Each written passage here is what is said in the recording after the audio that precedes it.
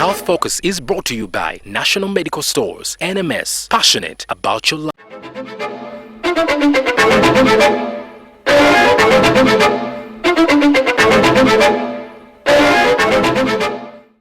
Scientists across the world continue to urge people to practice all the other preventive methods of breaking COVID-19 transmission to avoid reinfection even after vaccination. So if there is a chance for infection, then why vaccinate? Vaccines do a number of different things to protect you and to protect others.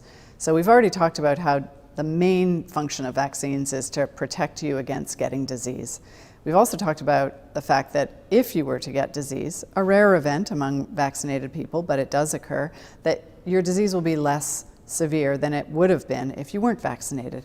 And the third thing that vaccines do is they reduce the transmission of the infection of the virus from one person to the next.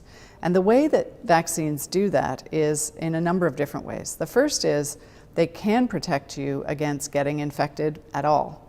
The second way that they work is if you become infected, you're actually shedding that virus for a shorter period of time than if you weren't vaccinated. And the third way that vaccines work is, again, if you happen to get infected, the amount of virus that you have in your nose, in the back of your throat, that you're shedding and potentially transmitting to somebody is less of the virus. There's less density of the virus in you, and so less risk that you transmit it to somebody else. And what is so critical is interrupting transmission of this virus has to be vaccines and. It has to be vaccines and all the other things that we're doing, especially while people are still in the process of getting vaccinated. Dr. O'Brien explains how one can contract the infection even after full vaccination. There is no vaccine that provides that level of protection for any disease. So we do expect in any vaccine program that there will be rare, but there will be cases of disease among people who were fully vaccinated, and certainly among some people who were partially vaccinated. This doesn't mean that the vaccines aren't working. It doesn't mean that there's something wrong with the vaccines. What it does mean is that not everybody who receives vaccines has 100% protection. The scientists continue to notice vaccine breakthrough infections, which will for a long time cause recurrent infections. A vaccine breakthrough infection is when the COVID-19 virus or antigen is detected in a respiratory sample collected after 14 or more days from a person that has been fully vaccinated.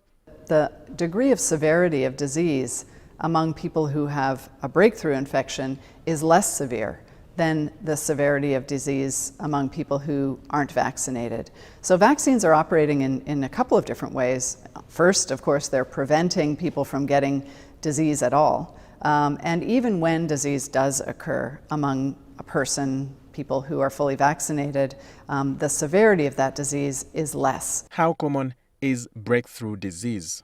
The first is that they are uncommon. And so this is not something that's happening in an unexpected way. But they don't happen equally among all different kinds of people.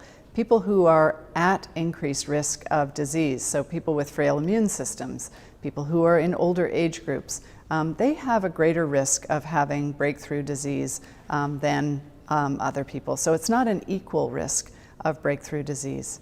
The second point here is that we're seeing more cases of breakthrough disease in part because people are stopping the other interventions that reduce the transmission of this virus.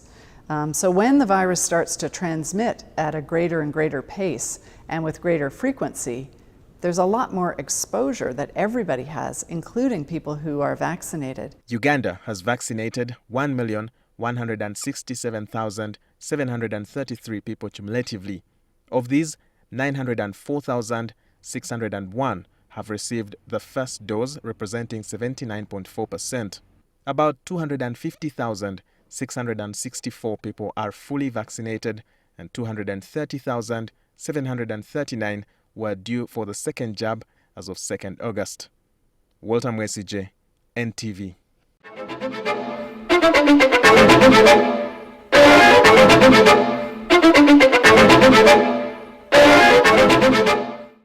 National Medical Stores, NMS, passionate about your life, with support from the Ministry of Health. Procure, store and distribute essential medicine and medical supplies to all government health facilities in Uganda.